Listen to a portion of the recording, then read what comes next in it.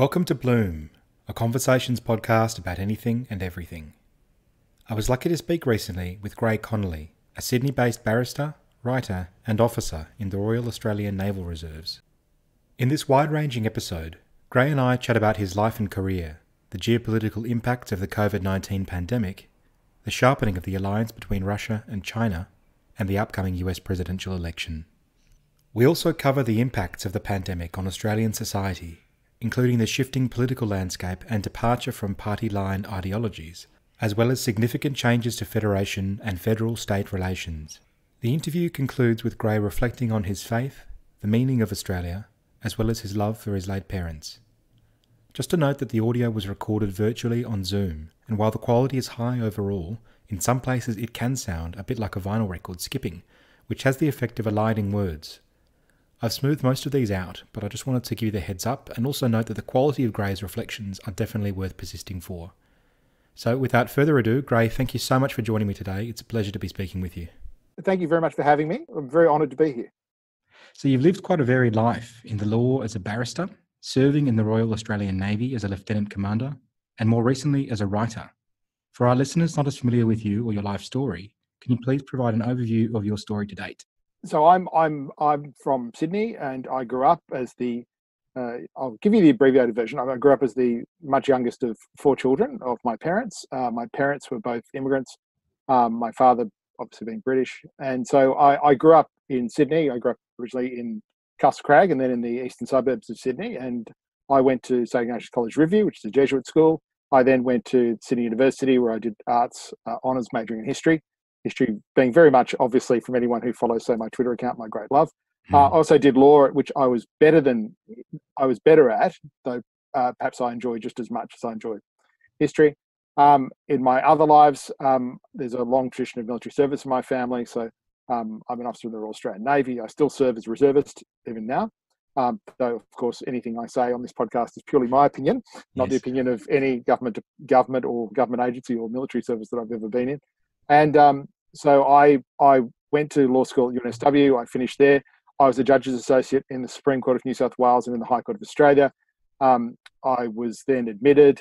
I took some time out of law to serve in the Navy, and I served in the East Timor operation. I served, obviously, at sea. I served in the Persian Gulf, Iraq, Afghanistan, and around the Middle East. And so I then, when that was over, I went back to law and went to the bar, where I am now. So I'm a barrister. The writing side, I got into. Well, I've always actually been very interested in writing because I've always been a big reader, and I've always been a great reader also because when I was a child, I was actually like a lot of children who are sick, particularly for prolonged periods. You end up finding other arrows in your quiver that you perhaps didn't know were there, and so I started to read a lot, and so I really just started to read a lot of history and biography. I've always been very, very interested in how we got here, and I've always been very interested in paths that were not taken. So I got very, very interested when in my teens and 20s in reading and trying to learn as much as I possibly could. And so I very much got into that. But I've been practicing law now for almost 20 years, and I've very much enjoyed it. And I would certainly not want to dissuade anyone from doing it, but I always had to have something else aside from law to be interested in. So, and I always wanted to do my part and serve the country. And so, very much the Navy, I'm always going to be very grateful to for giving me that opportunity. And I've always really enjoyed that. And I've just always enjoyed writing. I enjoy writing and expressing an opinion. I enjoy also reading other people's opinions, and I'm influenced by what else I read. On the question of writing and being interested in other people's opinions, I first came across you and your Basset Hound avatar on Twitter. So you built up quite a following with over 21,000 followers and even once featuring in one of Donald Trump's retweets. So can you reflect on some of the virtues and vices of that medium? Okay. There are many vices. I think one of the biggest problems with Twitter and social media, people say things online that they would never say to people if they met them. And so there's a great degree of incivility on it. And I have a practice which people who follow me on social media generally, but on Twitter particularly know. I try and tweet as if my late parents are reading my Twitter feed, and I try to always be polite. Even when I vehemently disagree with someone, I try to be in good faith and be polite. And I try not to say anything that I would regret later. Now, we're all human, we're all fallible. We'll all say things we actually do regret later, but I try to do it as little as possible. I do not think I've ever done it, but I dislike people who swear. I just perhaps call it a certain prudishness that I have. But there's no point that you make that you need to swear or abuse people. If you've got a strong point, it's a strong point. You do not need to lose your mind. And particularly as you're actually not in the heat of an argument, you're sitting behind a keyboard or whatever. You have no excuse for that. So that's one thing I do not like. I actually got into Twitter. This is going to sound like a very strange roundabout way. After I lost my parents and and so on, I really wasn't into Twitter at all or social media at all. But losing my parents, it's been a while now, and then suddenly things in news became interesting. So I got a Twitter account, and what came to me was when the Edward Snowden defection came, I became very interested in Twitter. I know that sounds a strange reason to get into it, but there were so many lies and so many obvious problems with the Snowden story that, as someone with my background, I sort of wanted to correct some things to the degree that I could in a, I guess, unclassified way. But there were just so many problems with Snowden. So that's how actually I got into it. And because there were so few people online who had any kind of experience or any ability to explain things clearly, I guess people started following me, and for some reason people just kept following me. I have absolutely no idea how I ended up getting 21,000 followers. The reason why Donald Trump included me in one of his retweets was simply because I was having a discussion with a very pleasant American interlocutor, Mike Duran, who worked Bush, and somehow this got ripped up into a Donald Trump retweet about Turkey. So that's how that happened. The Basset Hound avatar is very simple. I've had Basset Hounds and Spaniels and so on, and the dog is I think a much better representation in some respects of everything than just my head. So the Basset Hound in a white service cap with a pipe, I think neatly sums up a lot about me without having to go into too much detail. How's that? Yeah, that's very good. And you mentioned your intelligence background and Twitter. So you've obviously had a background in the Royal Australian Navy, as you mentioned. Could you sort of elaborate on your military service as an intelligence officer? Sure. So my specialisation in the Navy was naval intelligence. So that is, I served, for instance, in East Timor. I was on General Cosgrove's J2 staff. I served in the Gulf in that role. I was the N2 for a ship. It's obviously very interesting. The most interesting things you obviously cannot talk about, but it's a very, very interesting world. It's a very fast-pitched world. It's a very kinetic world, and it's a world that is so vital and so interesting and attracts very interesting people and very, very dedicated people as well. And I often say to people when I'm asked for careers advice and so on, I think if people want to go into the intelligence security services, I think we need as many good people as we possibly can in them to protect the country and to protect our secrets and to serve the country. And I think one of the aspects of the Australian government and the Australian government generally, but particularly say departments of foreign affairs, defence, home affairs, and the like, we have some very, very, very good people who work in them who are very, very able. And I think they often do not get the attention they deserve. I think there's a lot, and I think the coronavirus has brought this out. There are a lot of just excellent structures and excellent people we have to meet crises that I'm not sure people are aware of until they see them, and then they see them in action. And we have a lot of very, very good people. So I very much enjoyed it. I've just recently got my one of my Defence Long Service medals, and so I'm very proud of that. And it's funny. People often say, and I actually agree with you, it's the one medal that you're most proud of because it just means that you stuck around. And so it's always been a big thing for me. And I'm very proud to serve in the Navy, and the Navy's been very, very good to me. And I've just had great opportunities doing it. And you learn a lot about yourself. And I've very much appreciated the opportunity. I think it makes you a bit more of a unique sort of commentator in the media landscape, having had that service background too, right? I'm sure it does. I mean, my one thing is I get very frustrated with people at two ends. One is the sort of what I call the woke vets demographic. There's this kind of sort of edgy, I served kind of end. And then at the end, there's the sort of people who sort of can't almost make no effort to try and explain what they do to what I would call the normals. And I think, if anything, what I try to do is try to make it as comprehensible as possible to people who are interested and who are curious. And a lot of people do not have that kind of service connection. I mean, because my father's British, a lot of the sort of, I guess, British Empire militaries tended to be at times a family business that was handed down from father to son and so on. And very often you had the same families joining. And I've in the UK, I've got two uncles, and I was actually going through some of my parents' effects the other day, and I found like the photos from when they were, say, at Sandhurst or Mons or whatever. And I just found it very, very interesting. Just, you know, in our family, that was a big thing. And so like that was something I really wanted to carry on. And my father was always very, very proud of that. And so that's something that was very, very important to me. And in the same way, anything you do, I think police, emergency services, anything where you're actually not the object, but you're actually trying to serve some greater good, I think it is a very, very worthwhile thing. I think it's an ethos we should try and encourage in everyone. And I think we're a healthier society to the degree that we encourage and we praise that and we note that. Absolutely. So coming to your writing, I got the idea for this interview actually after you published a piece called The Geopolitical Lessons of 2020, in which you write about some of the implications of the COVID-19 pandemic for the world order and Australian society. Can you expand on that piece, particularly what you termed the Davos man, and why you assert that the Davos man is dead? Okay. I wrote that piece as my attempt at trying to deal with the fact that we faced the pandemic. There was an obvious requirement for governments to step in and look after their societies. I have a perhaps more paternalistic view of the state than many people do. I think the role of the state fundamentally is to literally conserve the nation that constitutes it.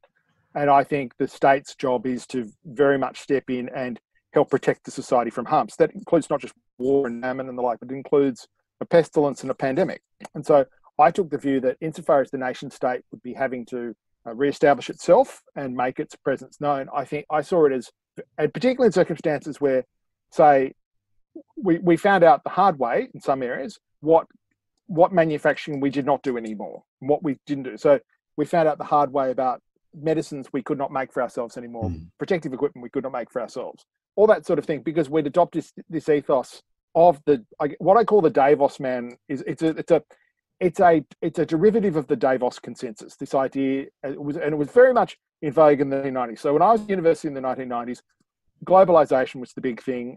We were going to all be sovereign individuals. We were all going to be free traders. We were all going to be free marketeers, and we're all going to live or die by our wits. And that's great because that's freedom. And that was what it was all about. And it's, as stupid as it sounds now, if you lived there, that was a very mainstream idea. I mean, I was one of the antediluvian. I was an antediluvian young man. Yeah. I was in some respects I was as a teenager as well, but you could see the obvious problems with that. I mean, there are just obvious problems with that. But there was a view that was very widely held that we would be able to buy off the shelf, or I used the joking the aphorism that Amazon would deliver, and you would not need to do anything yourself. And insofar as that was Davos man's principal idea, that we're in this globalized world, this globalized economy, and we could get our widgets or whatever from anywhere. That was just ridiculous. I mean, I always thought it was ridiculous, but I think that's been brought into stark relief by this crisis. So that's why I said the death of Davis Mann. The reason why I wrote that piece was it wasn't just about the death of Davis Mann. It was also about the fact that for many people who would say, some people would say more hawkish on China, I would simply say more realistic. The pandemic has really brought into account that all the delusions about the PRC.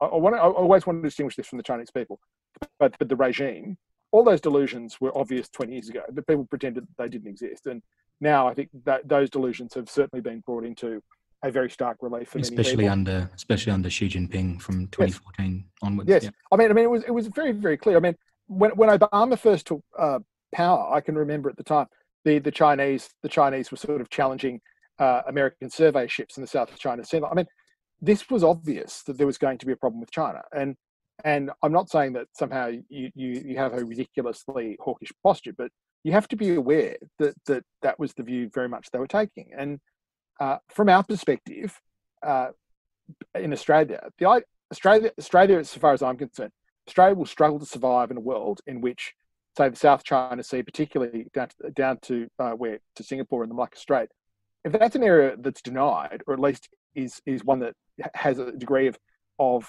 Chinese sea command, we're going to have a real problem because things are going to change. And so I think one of the interests that Australia has, apart from seeing China clearly, is also seeing the fact that so much merchant traffic travels still, even in 2020, by sea, and the seas are a global commons. And one of the things we have great interest in as a responsible power, in concert with our allies such as the Americans, the Japanese, the Koreans, and others, Singaporeans, is we want freedom of navigation. We want freedom of the seas. We want everyone to be able to use the seas. The seas are sort of a global highway, for lack of a better word.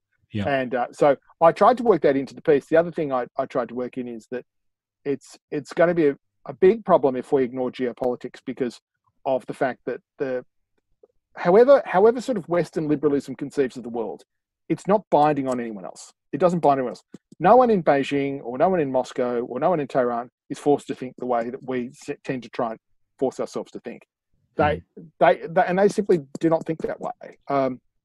And it's one of those things that I find intensely frustrating. It's one of the reasons why I started the blog and just started writing. Yeah. I found it intensely frustrating that no one was sort of seeing the obvious. I mean, my classic example from brutal personal experience is in Iraq.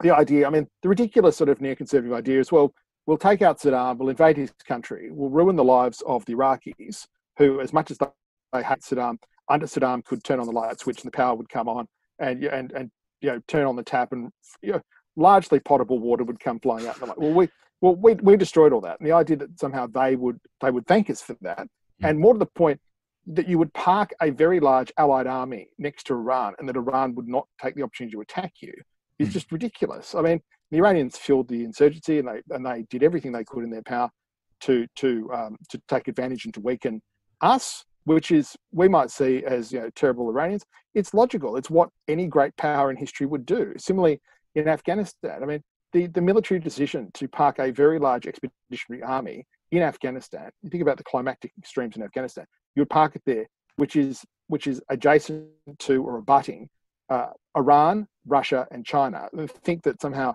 that they are not going to notice that, and they're not going to push back against that. Now, your argument would be, they're only ammunition, and what about the Afghan women, and we're all trying to do these things. That may all be true, but that's not incumbent on them. They do not need to see it that way. So, they can do what they want to do, because they see their near abroad and policing that as much more important than whatever you want to do. So the upshot of the piece I was trying to get across was the geopolitics never sleeps, and the pandemic has really, I think, brought into stark relief through medical supplies and preparedness, one aspect. But I think we need to look beyond that, and that is supply chains and how, for lack of a better word, sort of Western, food security, fuel security, and also how the Western alliance works together. Now, it may be that there are things, for instance, Australia, that however much money we throw at it, we can never do ourselves. But we can certainly work with the Japanese and other allied nations, the Indians and so on, and we can perhaps piece together some sort of solution. But I think we need to treat this as the crisis it has been. I think the pandemic has been a very serious crisis, and I just do not see a back to normal approach working. Yeah, and with reference to the Western alliance, you often write about Dragon Bear and the China-Russia alliance. Is that sort of parlance and that kind of paradigm of thinking something that needs to become common use now? Yes, it is. I'm not the only one who uses Dragon Bear. Other people use it, but apart from the fact that I think it's by far the best foreign policy catchphrase, I think, certainly of my lifetime, the Dragon Bear, just the imagery of it. Yeah. But the Dragon Bear, I think, is crucial, because China and Russia working together as two revisionist powers dominating the Eurasian landmass is an enormous problem, particularly when, if you go back and you look, say, at the Shanghai Organization, which there's a Shanghai Agreement between Russia, China, and Iran and other powers. And it's not any sort of NATO or anything, but as I always say to people, NATO was not always NATO. I mean, everything begins as a scrap of paper. I mean, the phrase of the Kaisers from the First World War. Well, the problem with scraps of paper is that, like the actual original scrap of paper, the British guarantee of Belgian security, they can lead to war. And I always say about the Dragon Bear that the Chinese and the Russians are working very closely together. Once you get Iran into that, you're starting to have three historic large powers all have revisionist claims against the current order, and you're starting to have really, really big problems. And a dangerous mix, isn't it? It's a very dangerous mix. And I always talk about Dragon Bear, but take a step back. In the case of the Russians and the Iranians, they may actually have some legitimate grievances that you can address. Now, Iran is the principal state sponsor of terrorism. It is not run well, but its people, they are literally victims of the regime every bit as much as Chinese people are. And among the Iranians, there are many people who can remember the life under the Shah and who aspire to Iran being a great country under different leadership and a different regime. Mm. And in many respects, a wise policy would be to engage that and try and engage the civil society, which I think is a underplayed thing. In Russia's case, the biggest problem with Russia is that, and this is just my personal view, is that yes, it's a revisionist power like China, but after the end of the Cold War, and I was a teenager when the Cold War ended, and I remember the Cold War and then just the way the Russians were treated into the 90s and so on. It could not have been any worse than it was. And people like Robert Gates and James Baker, who I have great admiration for, they're two men I have a great admiration for, they warned at the time, why are you expanding NATO up to Russia's borders? We always told Russians we would not do this, but we are. And you're sort of almost poking the bear. And so for the Russians particularly, they feel that there's nothing that they can, there's a lack of trust there. And so that's a really big problem, because I think of the three, perhaps in the Dragon Bear Iran alliance, the Russians would probably be the least difficult in some respects to try and deal with.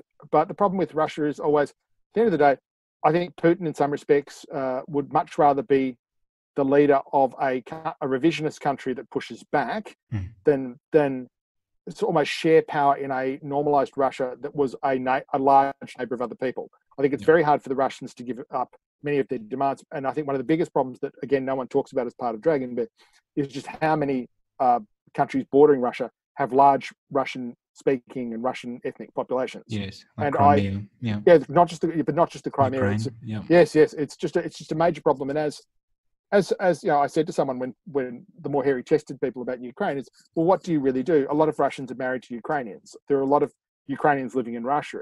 It's a really big problem. What do you do to the Russians who say, well, it's all very well and good for you in Australia, which is a very young country, to tell us about this when Russia begins in Kiev and Rus in the 9th century? Who are you to tell us what we do about our country? And so you have these deep problems. It's a bit like Iran. I mean, at the end of the day, you can say what you will about Iran. Iran is one of the great countries of the world. I mean, someone of my ancestry, when my ancestors were covered in paint, the Persians were sending the Jews back to Jerusalem to under Cyrus to rebuild the walls and so on. And Ezra and Nehemiah. I mean, you have to be slightly realistic in how you approach countries. You have to talk to them in a language that doesn't belittle them, and basically your point and where all red lines are, but does not unnecessarily treat them in a hostile way. And I think the West needs a language for that.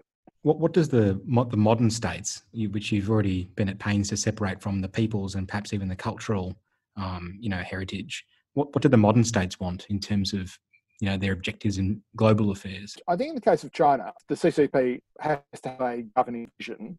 It's obviously not communism. I mean, I was speaking to a very, very interesting person the other day who said to me, one of the strange things, for instance, that she's doing with Hong Kong is a lot of the money in Hong Kong that's invested from China is actually PLA hierarchy money. In the sense, question that no one talks about is when she is really taking on Hong Kong and really reducing the attractiveness of Hong Kong as a future, is he actually not attacking one of the things where the PLA's leadership has got its money?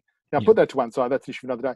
But I think in China's case, it's simply the fact that there just isn't a communist vision anymore. I mean, it's hard to believe, but boomers in the 60s who are really left-wing would hold up the thoughts of Chairman Mao. I mean, we laugh about it now, but they were serious about it. They actually believed that China was a serious communist country.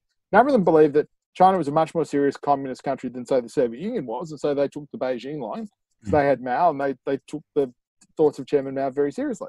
I mean, it's ridiculous to us, but a lot of the sort of boomers, including the ones that went to universities that I went to, and took it really seriously, they were really into that. And I think the fact that in China, no one believes in the communist ethic anymore. In Russia's case, I take a slightly different view, and I always say this to Bill, if Vladimir Putin disappeared tomorrow, his replacement would have almost the same policies that Putin has. I actually said this. I think I got in trouble for this, actually saying this, but I say it nonetheless. I mean, if you took the Tsars back and you restored the Tsars, they would have almost the same. Actually, they would have the same policies that Putin has. I mean, whoever runs Russia, the view from the Kremlin is going to be pretty much the same. And I think it's just an interesting thing because the Russians have a weaker hand than the Chinese, but in my view, they play it much better. They just do. I mean, for the Chinese do hacking and things like that. Obviously they're voracious hackers and stealers of other people's IP, but generally speaking, they really, as yet, are not really into the military confrontation side. The Russians are, very, very good at it. I mean, the Russians are just they're very willing to unleash their power. So in Syria, for example, when it came to bolstering Assad, now I've always said in Syria, the West will never admit it, but the West was very comfortable with what the Russians did. When Putin came in 2015-16 to bolster Assad and to bolster the regime and to basically finish the war as best the Russians could without the Americans, most of the West was quite happy with this. No one will ever say this, but facts are the Russians took care in their own uniquely Russian kinetic way of a problem that the West was very, very anxious about, which was restoring the Syrian state. The second point was there was never any chance in Syria, for instance, that the West was ever going to get its way.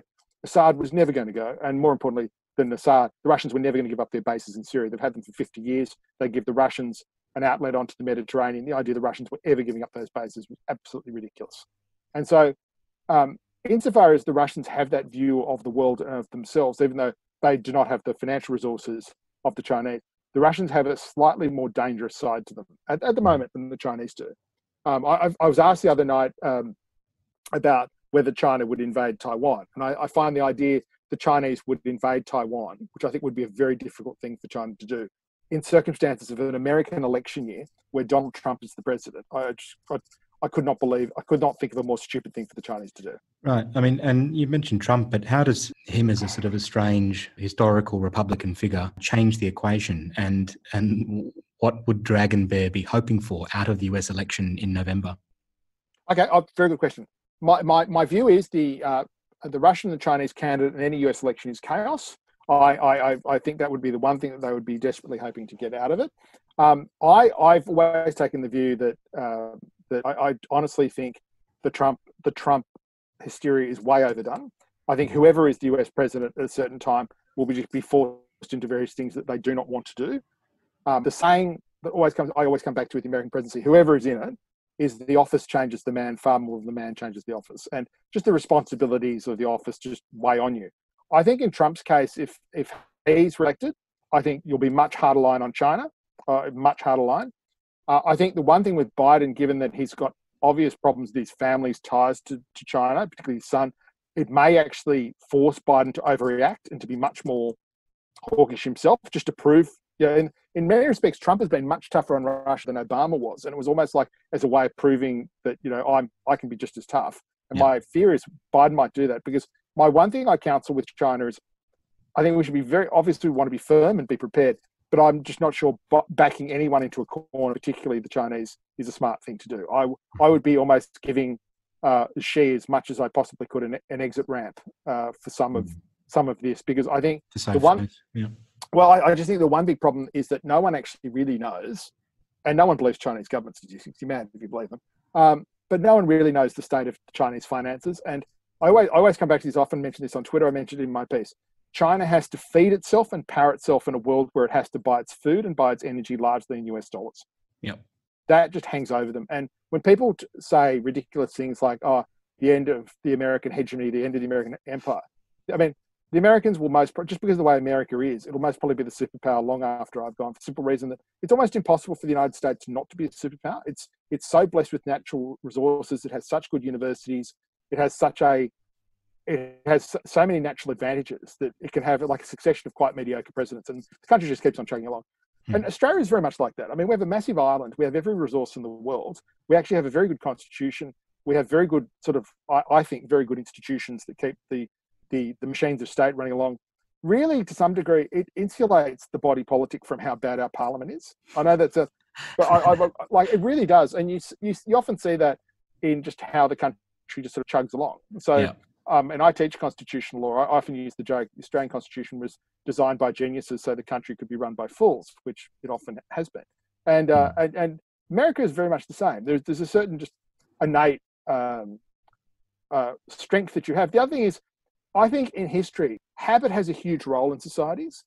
Countries that have habits that last through generations and centuries, they just keep on chugging along. So, for instance, I'm always interested when people try and talk about, say, the Second World War and the period, for instance, when Britain was alone. I say, well, actually, the British Empire was in much better shape for World War II, the American respects for World War I. The whole empire was involved. It wasn't just the small island. Yes, they had Dunkirk. It's But Churchill's line, "The empire beyond the sea," yeah, isn't it? they're probably on the same. And the fact that the country was geared for war, and just the British habit of just muddling through and just keeping going, because they'd been through the Napoleonic Wars, they'd been through a whole lot as an old country. Yeah. You just keep on chugging along. And Mm. America, I always say this to Americans, you're actually, and Australians like this, we're actually not young countries in many respects. We're actually quite old countries. We're continuous constitutional states. That's really rare in history. A lot of countries, a lot of peoples have had to rethink their national and constitutional arrangements 2 or 3 times in the last century. Yeah, if you speak English, you've never had to do it. Yeah, if you speak English as a native speaker, you've never had to do it. You've survived every war. You know, you may not have done as brilliantly from it as you would have hoped. I mean, the British came out of the Second World War broken and bankrupt, and people like my parents' families and so on, they all had to, even if you're rich or poor, you had to go through austerity. But they all survived, and countries have that habit of just surviving through just perseverance and muddling through. And I think there's a lot of that in how, say, the sort of Anglo countries survive, and how, you asked me about Trump, how America survives. I mean, America, I take the view with Trump, forget his Twitter feed, put that to one side. I mean, seriously, put that to one side. Trump will be running for re-election with his biggest problem will be the pandemic. But unlike Bush in 2004, he doesn't have a disastrous war in the Middle East to apologize for. Trump can turn around and say to conservatives who reluctantly backed him, they can say, I've delivered better judges, I've delivered up to the virus, better economic growth, I've delivered on things you care about, I've kept us out of more stupid wars that, say, the neocons wanted to get us into. And Trump can easily make a case for his re-election that a lot of people buy. Very few Americans are actually on Twitter. They don't really care. I mean, I mean, it's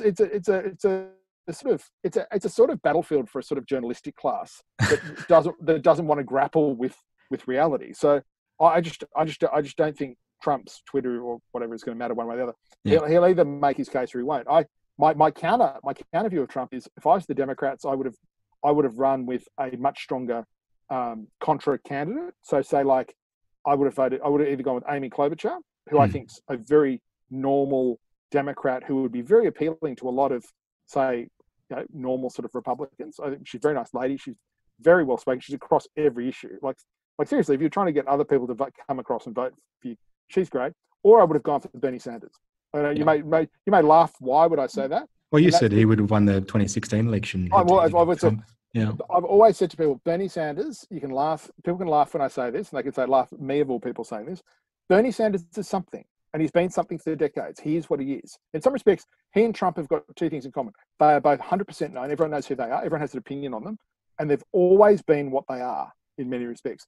And there's a certain authenticity with Bernie that even his worst critic will have to honor. I mean, Bernie Sanders was arrested as a young man, protesting for civil rights. Now, I don't care what else Bernie says. I'm not going to really go in hard on him, because I really respect that. I respect a guy who, went in and protested against an injustice and put his own sort of body on the, in harm's way for that. And I really respect that. And I think there are a lot of people, friends, who probably voted for Trump, etc., who actually look at Bernie and say, actually, he's a good guy. And and so I think the Democrats picking Biden, I just it staggered me, because, as I said at the time, you're picking a guy who's been in politics since before I was born, and running against Trump, and you're allowing the incumbent president of the United States, the man at the head of the American government, to literally run as the outsider again, because he's against this guy who's been around forever. It's just incredible. And with the corruption problems, it just makes no sense to me. I would have gone for either the Clob or Bernie, but that's me. What do I know? I'm just an outsider. Coming back to Australia and the idea of muddling through as a society, and sort of going through a range of different slings and arrows of outrageous fortune, as it were. Your writing in that piece about geopolitical lessons was explicit about the need for all states, but particularly conservative governments and conservative governments in Australia, to protect the body politic and to conserve its people's very existence. So there's a great line in which you assert the narrowing of budget deficits in the coronavirus era is not worth the bones of anyone, especially of our own grenadiers in scrubs, the paramedics, the nurses, doctors, teachers, and cleaners. So can you reflect on how the emergency landscape that we find ourselves in Australia has brought out that Australian ethic of not leaving behind our most vulnerable? Okay, that's a great question. I return to this theme quite a lot, not just in this piece on the pandemic, but quite generally. I guess if I had to sort of try and pigeon myself politically, and like every person, I'm a mixture of very contradictory views at times. But I come out of, I guess, a more sort of older, sort of paternalistic Tory sort of tendency. I mean, my my response to anything is generally, I want everyone looked after. I know that sounds good, but I want people looked after. And I see that when you're conserving, what conservatism is about is you're using the power of the state to literally conserve the society. You're trying to protect society, and the society, and you're not just about the individual and his freedom. You're actually about the family, because that's the building of society. You're about, the husband and wife. You're about preserving marriage. You're about preserving a whole lot of other things. You're not just about economic man, for lack of a better word. And the one thing that I think in the pandemic is, I would take this, whether it was a pandemic or a depression, I would take this view, but I think the pandemic is going to have tremendous effects for Australia. I think the idea that it's going to end in September is just absurd.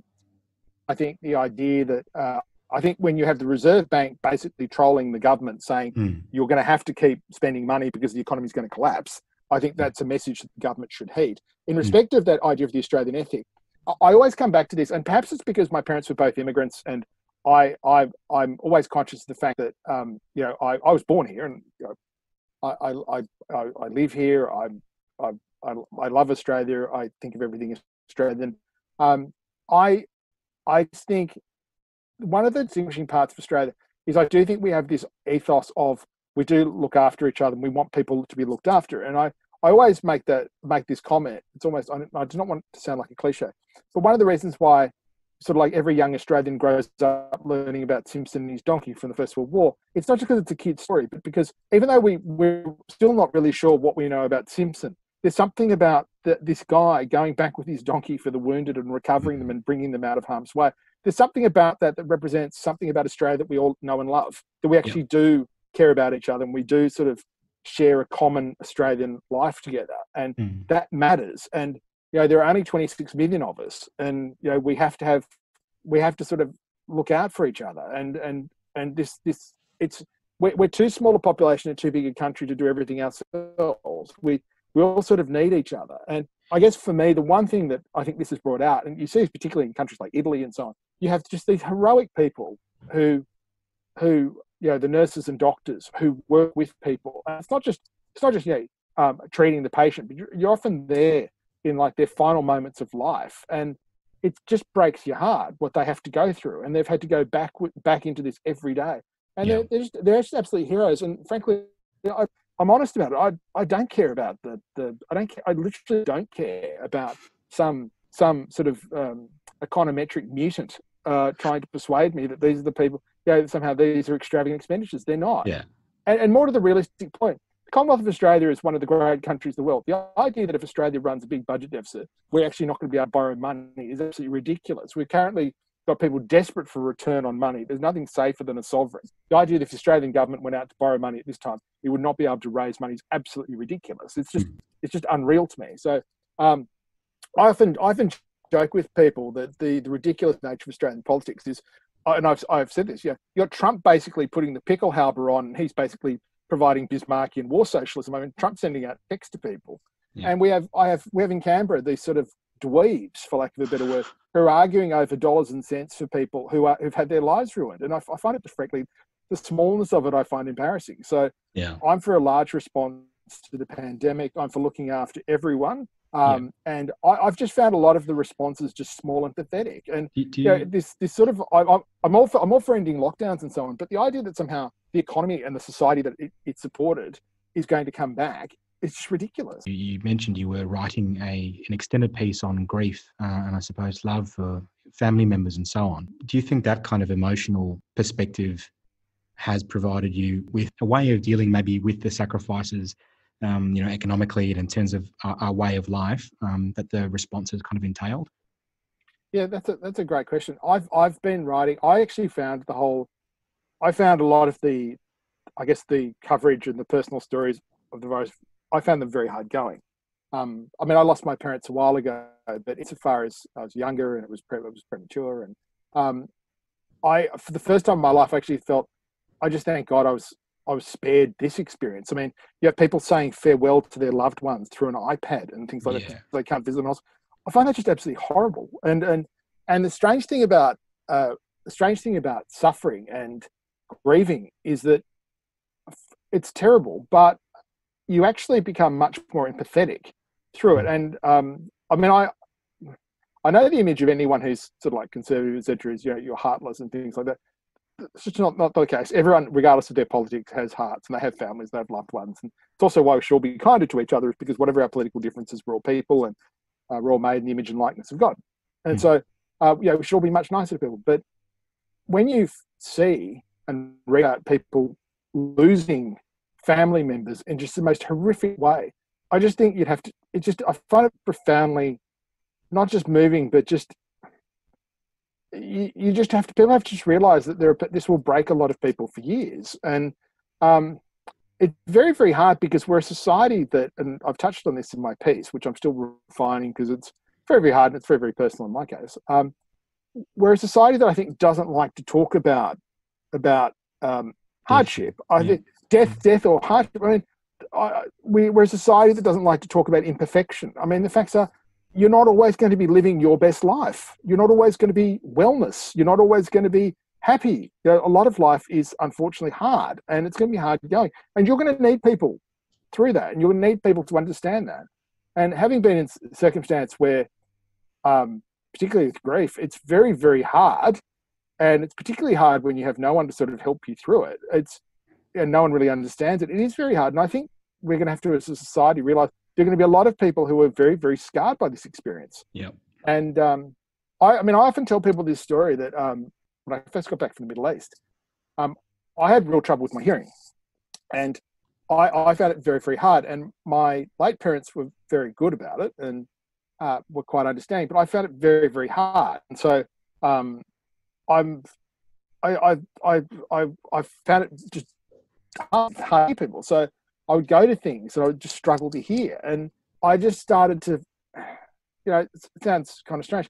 I just developed, I guess, a greater degree of empathy than I think I'd had before. But just a lot of people's lives are hard. And not everyone has what you have. Not everyone can survive the way you do. So I guess one of the things that comes out of me at times is this assumption, going back to what I said about the death of Davis Man, not everyone is a sovereign individual. Not everyone is going to be a war winner. A lot of people's lives are going to be what you think of as plodding. Yeah, they just are. And they matter. Those people matter too. They have their rights to life. And we sort of all got it's the cliche about we're all in this together. We actually are all in this together. And we have to have a country in which everyone feels that they not just matter, but that if they fall in hard times, they'll be looked after.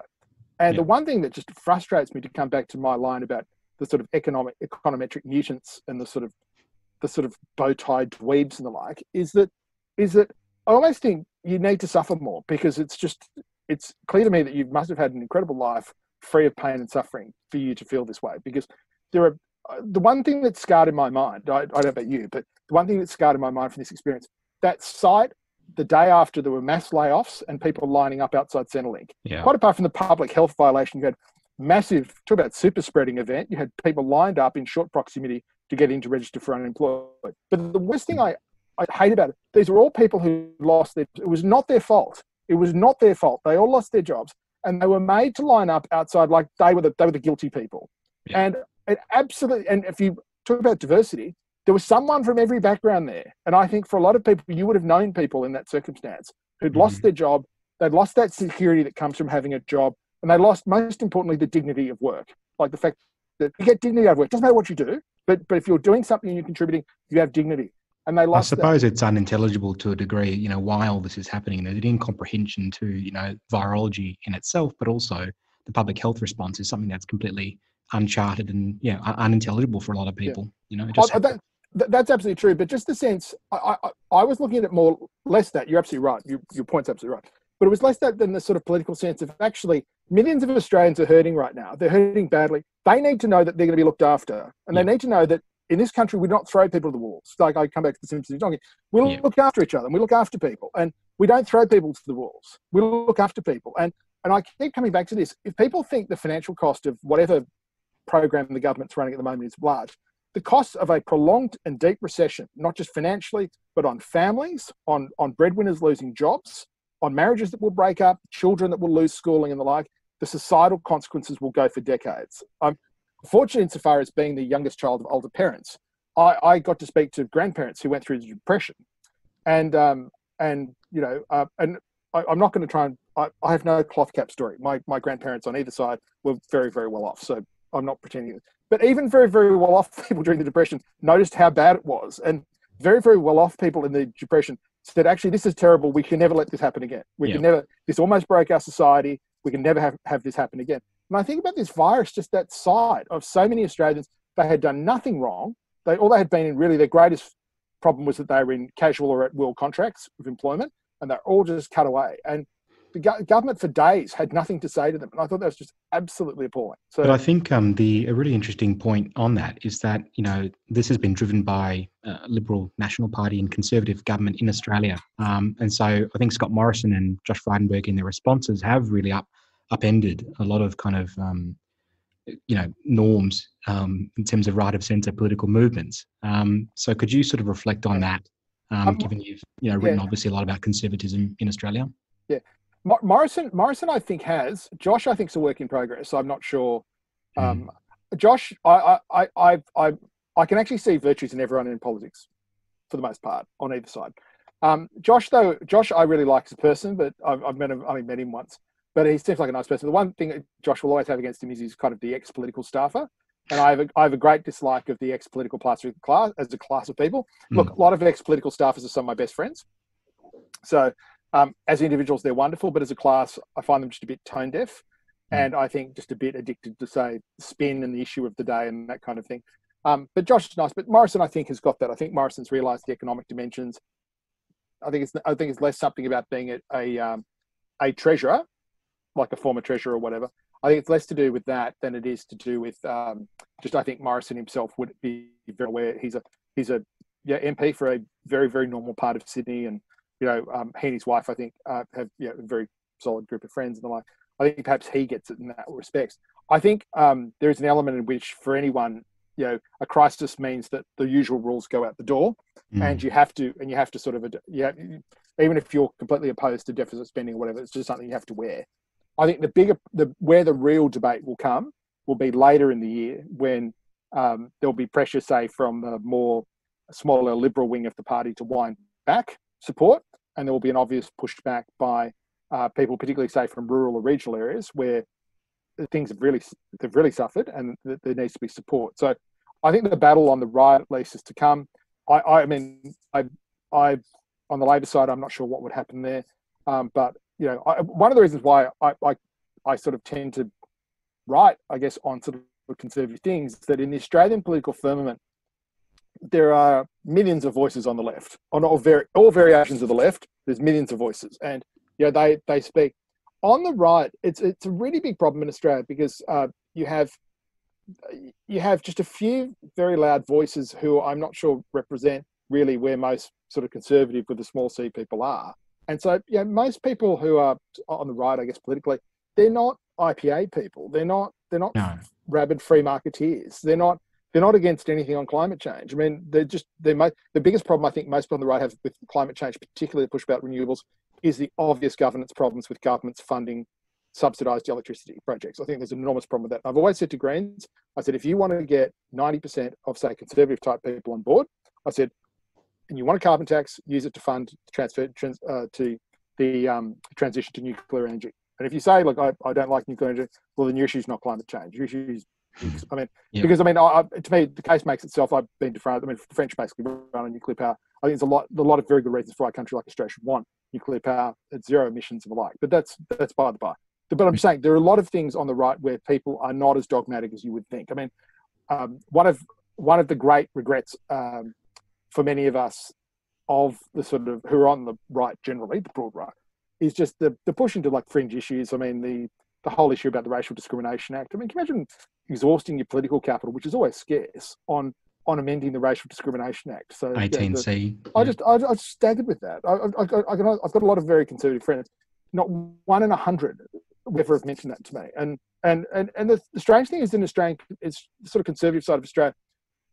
I know that there are loud voices, but the actual conservative people come out of surf lifesaving clubs, RSL clubs, the football clubs, church groups, church groups, which is kind of where I've got a lot of friends and so on. I mean, That's It where is they come out of. overtaken. It is overtaken by, I sort of call them political fetishists. Who have those sort of Yes, in the IPA yes, groups, their yes. sort of But hang-ups on really but specific issues. Yeah, that's right. But it's really or a really Friedman strange. textbook or whatever. Yeah, That's right. Like it's just strange. And the strangest thing is most people who are sort of conservative, I mean that small c sense, not anything, but that small c. It's kind of an instinct born of you grow up with your family, you like what you think what you've done is good, and you like the country and you want to sort of conserve it. You want to conserve that. You want to conserve the best parts of it. You want to change things that are bad, but you want to conserve that. And it's kind of a natural human instinct, and you're playing to that. yeah, But when you're saying like everything is about quote unquote my freedom, I mean, there's no such thing as sort of my freedom quote unquote, and it doesn't have any limits. We all have limits in our freedom. I mean, you and yeah, I talking now have limits on what we can say, yeah, and you and I when we step out, we can't drive the wrong side of the road. There are limits on your freedom, and they're sensible for the protection of other people. And that's not because either of us is advocating for communism. It's just the natural thing that we've found over time works. Our society works best when we're all sort of considerate of each other and each other's needs. And I guess it's just one of those things I just do not get. And so it probably makes me a little bit of an outlier among people who commentate on politics, but it certainly doesn't make me an outlier, I think, among people who actually sort of share my political philosophy. in Main Street, yeah. And so you mentioned conservatism, and conserving what is good in the body politic and our political and societal structures.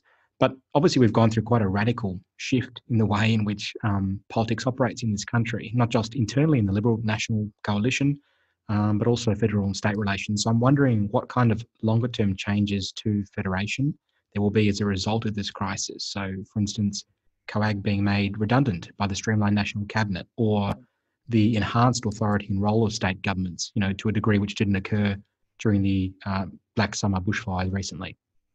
Okay, that's an excellent question. I think the National Cabinet and the greater integration of federal and state leaders, I think is a great thing.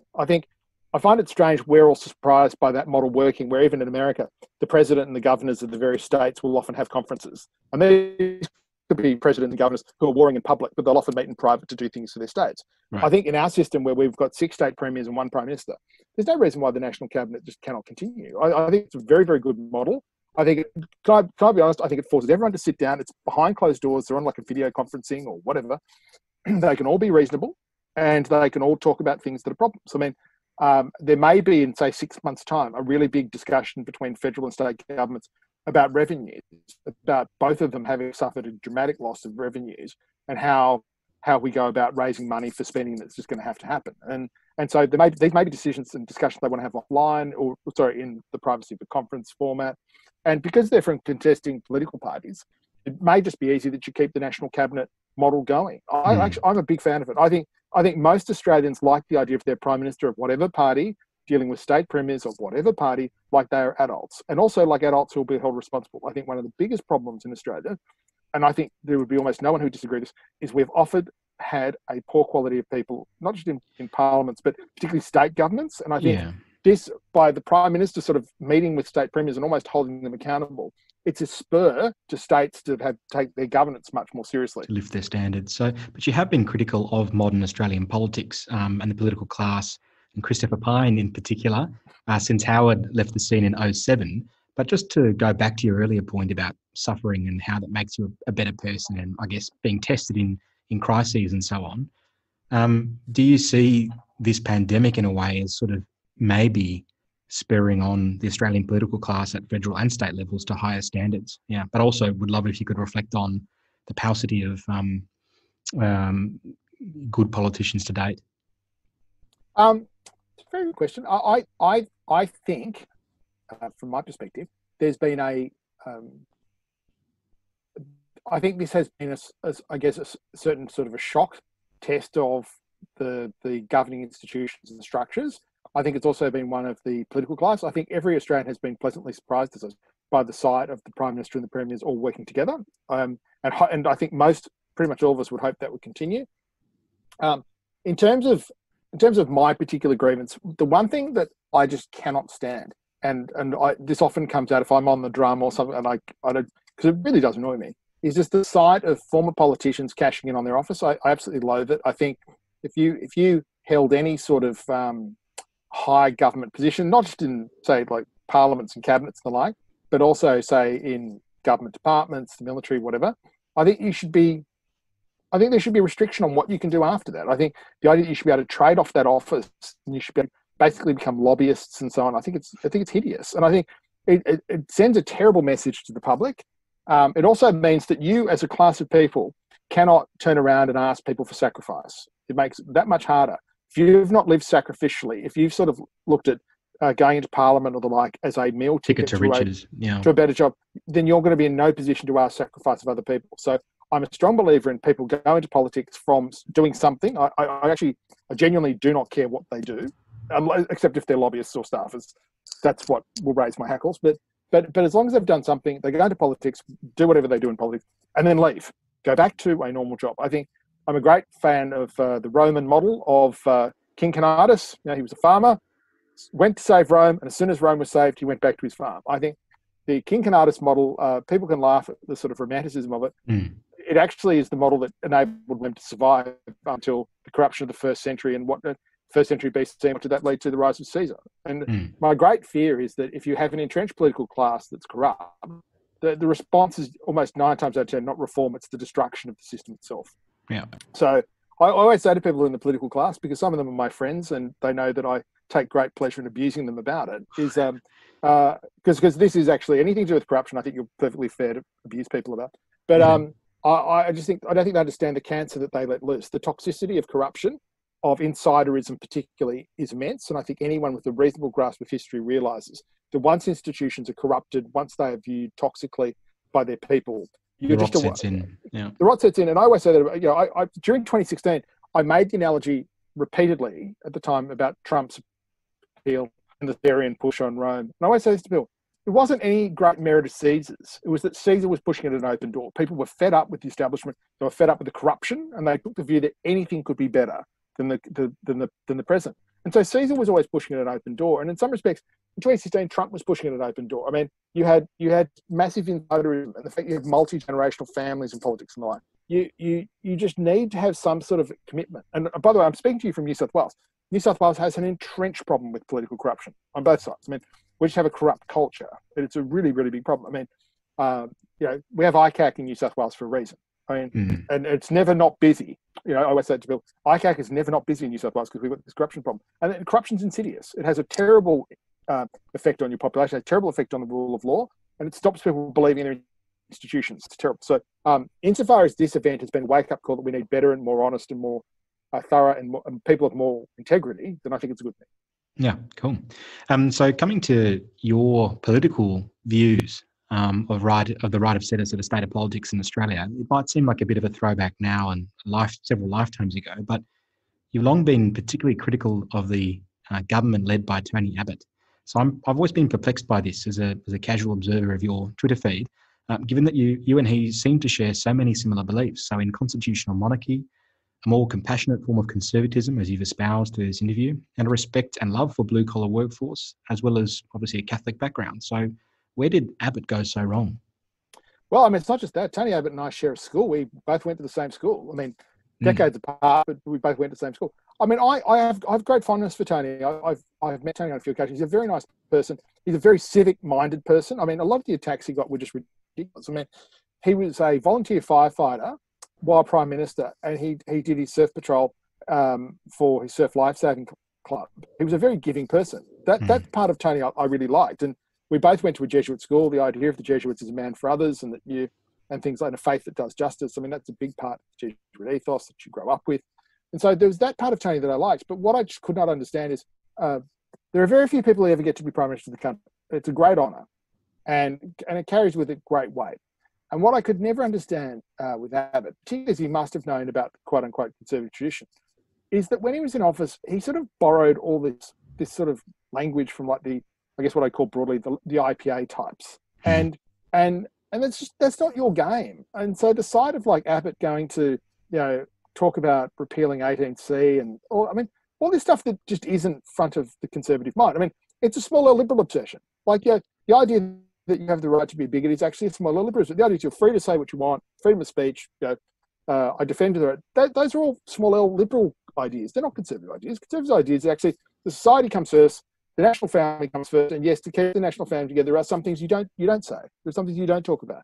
Yeah. That really annoyed me, and it annoyed me particularly as there are other things that Tony did that were good. I think Tony had very good instincts on reconciliation. I think Tony, he'd go up and teach Indigenous schools and the like. He didn't, no publicity, just go and do it. A lot about him I respect. And so there was a lot with Tony. It was just he had a great opportunity which he just blew up by trusting in people that he should never have trusted in. I mean, he trusted in people like Christopher Pyne and that he's got nothing in common with. Like you need to pick better friends. And I just think he got the worst advice. So it's a tactical matter, it's a philosophical matter. I also think I've never been a prime minister, but I think if I lost 39 votes to an empty chair in a party room ballot, I would probably change course. That's just me. And it was just hard going.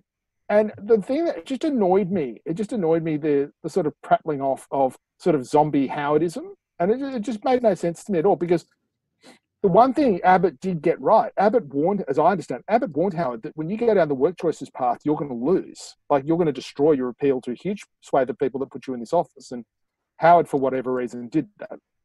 And so Abbott's instincts were good, but he just didn't know when to actually be. So I think he always felt like almost like an imposter, that he had to sort of borrow a lot of the Peter Costello cant. And he never realised there's a reason why Peter Costello never made it to being Prime Minister, because he believes all that. Like, I think Costello believed all that sort of classical liberal nonsense. Like, I think Costello believed all that. And I never really understood why Abbott felt the need to do it. It's almost like he wasn't confident in who he was. And so I think, if you get to the age he was at when he became Prime Minister, you should know who you are and what you really believe. And I think it was just the problem of we've had that Abbott in some respects wasn't the outsider. I always point out to people, Abbott was a Remainer with Brexit. He wasn't a Leaver. He was a Remainer. Really? He actually, yes, he wasn't a Leaver. He was a Leaver afterwards. And the derisive French phrase of resistance fighter post-war came to mind. I mean, everyone after the war claimed to be a resistance fighter. And I mean, it's just one of those things with Abbott that I just found very, very frustrating. Look, he's a lovely person, and he actually is a good person. I mean, Julia Gillard's like that. Ironically, they're both quite similar in some respects. Julia Gillard's a very nice person,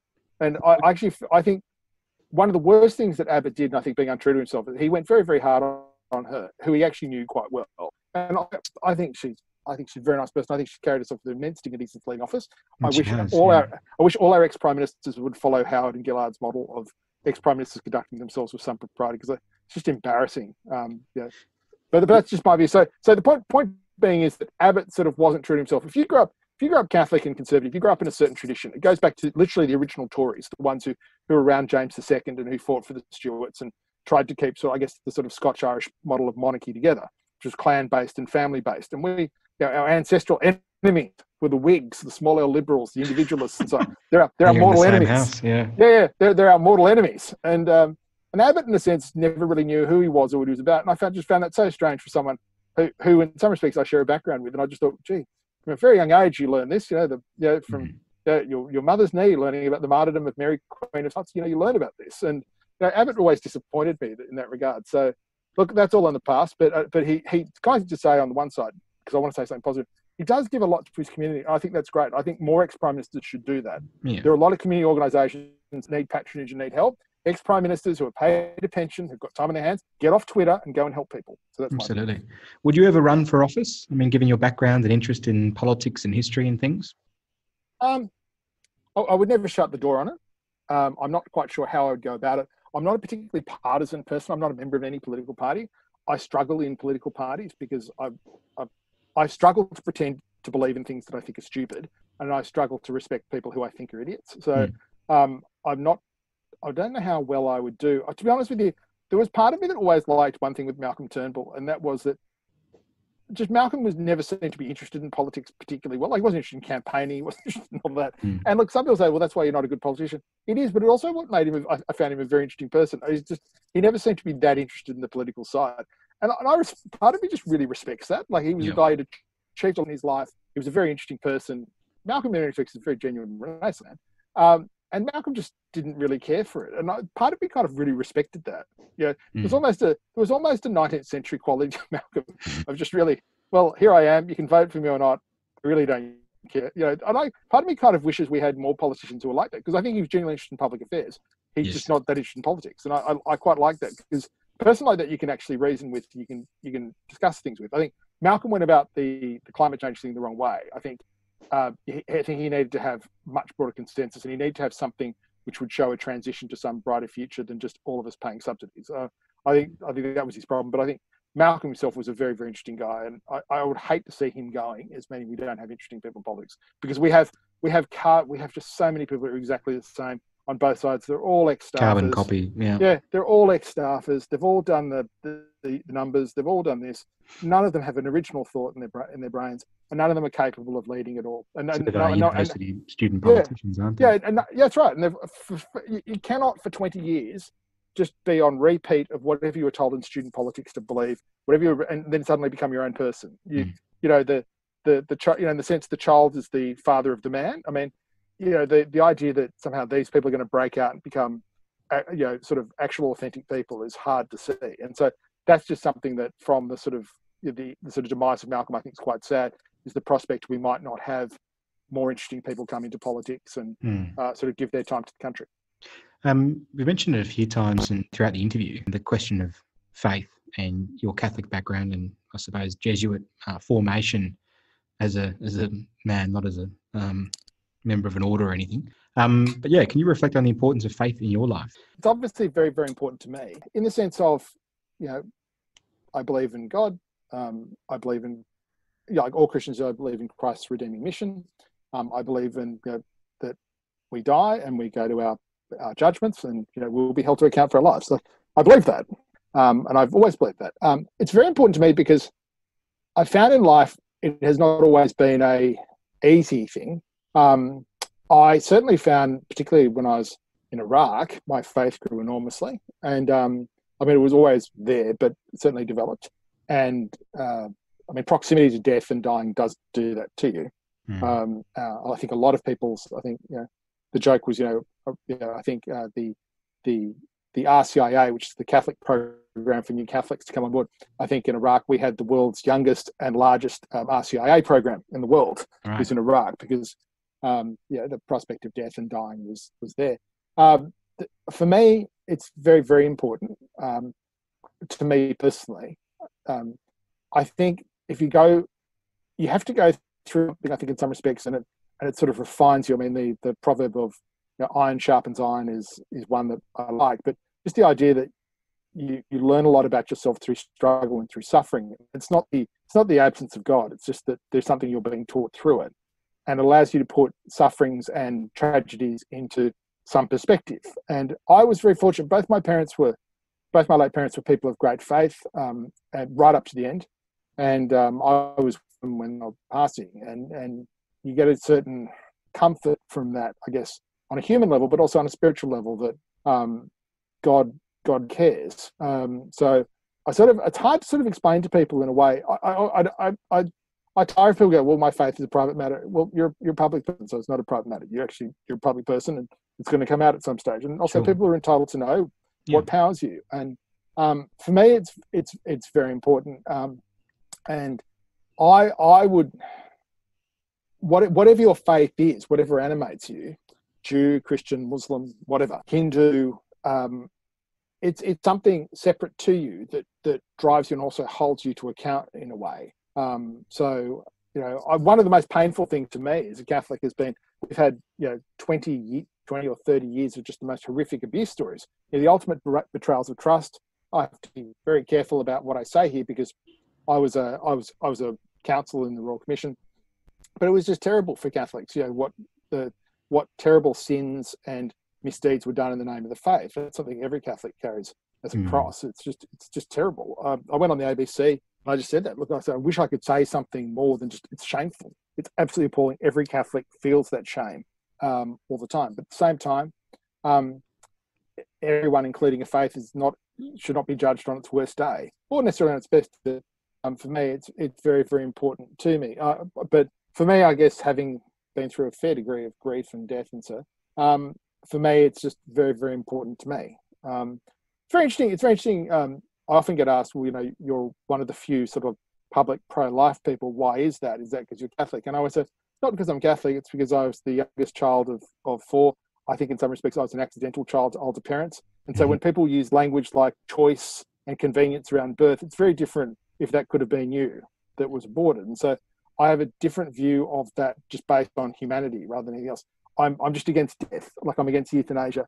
I've been around a lot of death. I always say to people, I'm sick to death of death. I mean, I like life. I think we need to have more people encouraged to things in a life-giving way.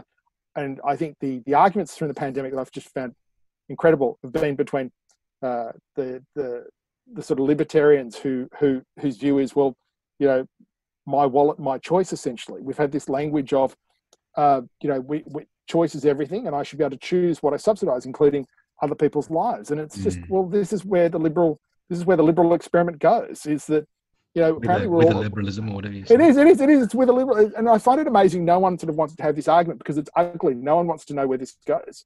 And the idea that we commodify people, and you know, the idea that somehow people have quote unquote useful lives, and somehow we have nothing to learn from people because they're older. It's nonsense. So you've got a lot of people who've lived and survived. They've actually got very useful things to teach you. Something I very much admire about the Asian approach, particularly, you know, the Buddhist and Taoist and, you know, approaches to things, is just that idea that with age comes experience and wisdom. And I think the idea that somehow we treat older people as burdens, I think is terrible. And I think it's a real indictment of our ridiculously shallow society. Yeah. And finally, Gray, what comes across quite consistently in your work and writing is a love of patria, or Australia, and how that unifying theme ought to override, you know, minor differences between us as citizens. So I was hoping you could expand a bit on this and maybe speak about what Australia means to you and your family history, you know, in terms of the work you do in the law, your national service, but also your concern for the political sphere in Australia too, and your fellow citizens. Thank you. That's a great question. I've been waiting for someone to ask me this question for a while. Actually, no one ever has. And and seriously, it's a great question. Well, I mean, I'm first generation Australian, and so I guess I obviously served Australia. I love Australia. You know, was prepared to give my life for Australia. So, you know, I love Australia, and I love my home. And home for me is the Southern Highlands of New South Wales. So, you know, it's where my parents are buried, and you know, I'm a very sentimental person, and so I'm a strong believer in, perhaps too strong a believer, but in the idea that at the end of the day we all sort of inhabit this country together, and we've all sort of look after each other. And I think that's much more important than our transitory political differences. It means that sometimes we're going to have to carve out areas where we disagree and just let each other live, and none of us try to win over the other person, but we accept actually that's the way they do things, and they have to be able to do their things. And the same way, I want to be able to do my things. So we give a certain respect to each other's differences. But I love the idea of Australia as a country which everyone comes to. There is no one archetypal Australian. Everyone, you can be any religion, you can be any, you know, background, ethnicity, whatever, and you're part of the team. And so I like that. I like this. I have a very big vision of Australia. I've always been a big Australian owner. I like the idea of people coming to Australia and almost starting their lives together. And in the same way, I'm very, very grateful for all those Australians, past generations, who have built the country, defended the country, who gave so much for the country. I would like everyone to sort of be very appreciative of them. I also want people to realise that the greatest compliment anyone pays to you is to literally risk their life to come and join your country. It must be a pretty good country that people risk their lives to want to come here. It must be pretty amazing, and you should be very proud of that. It's a source of great pride. And so I have this sort of great love of Australia, and I would like the country to be a bigger country, and I would like everyone to sort of feel part of that country. I really don't care about the political side. I want everyone to feel part of this country. But it's not some sort of chest-thumping nationalism or anything. It's, I don't know, it's a more reflective kind of it is notion or idea of Australia. You know, yeah, it's a chest-thumping openness to the fact that a lot of people, we want everyone to be part of the team and to feel that they are included, that they're part of the team. And that I always tell people this. When I was in Iraq, I had in my little living area, I had a Muslim, I had a Muslim officer who was a very good friend. I had a devout Anglican. I had one guy who was absolutely sure he didn't believe in anything. I had a Latin Mass Catholic. I had a whole group of people, and that's just normal. Like, that's the norm in Australia. Like, that's normal. That's not some sort of, story script, cliche. That's Australia. Like, everyone, that's why I think the military gets not enough praise. It's actually a great little melting pot for people from all different backgrounds. And yeah, it is. And I think it's a great microcosm of Australia, that actually we are actually a remarkably harmonious society. And the thing that annoys me is people harping on about differences. And so, for instance, it absolutely infuriates me whenever anyone attacks Muslims. It annoys me, not just because I'm a believer and so on, but it just infuriates me. It's like, you don't understand. It's one of the world's great religions. I said it's brought strength to a lot of people. It gives meaning to a lot of people. They respect, everyone focuses as if somehow there's somehow some necessary connection between, the Khomeinis or the ISIS or whatever and the average Muslim. It's just the greatest victims of extremist Muslims are actual Muslims. I mean, they're the greatest victims of them. And I often say this to people, particularly, I think Christians are very good on this, but if there are any sort of dissidents, so I say, there are just tens of thousands of Christians in the Middle East who are only alive because the Muslim brothers and sisters took them in and looked after them. I mean, this idea that somehow we have to have some sort of war religions or so, it's just ridiculous. I mean, Australia is a remarkably successful constitutional state that is, incredibly ethnically diverse, incredibly religiously pluralist. Why you would want to tamper with this or inflame tensions or upset people is just beyond me. So I guess in the sense, if I have a generally conservative view, I want to conserve that. I want to conserve that achievement. I want to keep that country together. And for me, it's just my own personal thing. I served that country. I protected that country. I was willing to give my life for that country. I want to hold that country together. I want us all to be part of the same team. I want us all to be looked after. I want people to feel that they're included and that they matter and that people care and that other people care about them. That's what I want. There's an inherent dignity to each. And there's an inherent dignity to that. And very much, you mentioned my family. I very much got that from my parents. My late mother was a great, very conservative woman. My great mother was interesting, sort of mixture of contradictions in some respects. I mean, my mother had gone through the 60s, but I always make the point to people, my mother, like Joan Baez, who she was practiced, but she was never into drugs, never into immorality. She was always very modest, etc. My mother kind of liked that, and that sort of, I got that from my mother. My mother, when she in the 70s, I didn't realize this, but she was very, very strongly supportive of, say, Vietnamese boat people and the like, and bringing them in, and things like that. So I got, I guess, from you're all influenced by your parents, but I was very heavily influenced by that. And my father, my late father, though he was a very very conservative person. I mean, if you were doing this podcast with my late father, it'd be very different answers in some respects. But my father was a ridiculously soft touch. I mean, I can remember as a child going into as the youngest, going into my father's study, and there were forever envelopes on the floor that would be mailed out to his office. Every charity known to man, my father gave to. It was a notoriously soft touch because my father, at the end of the day, he'd grown up with the stories from his parents about the Depression in Britain and just how terrible it was and how proud the family was. And in my father's family business, they kept everyone on the payroll. Whatever they had to do, they kept even if the family suffered a bit, they kept everyone on the payroll because it was a family, bigger family. And I guess I sort of inherited that unconsciously. I didn't realize it until I started writing how much I'd inherited it. But just that idea that we have an amazing achievement here in Australia. I think Australians are, if anything, not proud enough of it. An amazing achievement of a constitutional state, power transfers peacefully, the rule of law is observed. We have people of all different ages, backgrounds, ethnicities, religions living harmoniously together. That's amazing. By world terms, that is just amazing. And we should want to hold on to that with every fibre of our being. And to the degree that anyone tries to separate any of us, that person should be the enemy of all of us. And that's my one belief. I think we should all be in together. It's a wonderful note to end on. So, Gray Connolly, thank you so much for your time this afternoon. I really appreciate it. It's been a wonderful time chatting to you. So, have a lovely afternoon. Pleasure. Anytime. Always happy. And thank you very much for having me on. No worries. Thank you.